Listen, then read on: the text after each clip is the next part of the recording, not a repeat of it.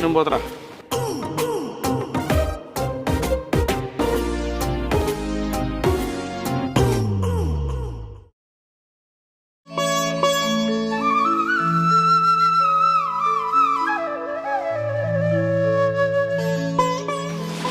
అయినయా నీ ఊళ్ళో రాజకీయాలు?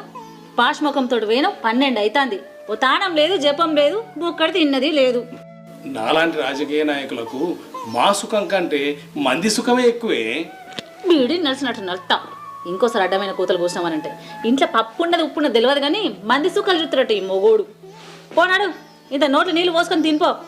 మాదింట తీయే, నన్ను సర్పంచ్ కానీ అప్పుడు చెప్తా నీ సంగతి. అయినప్పుడు చూపించేది.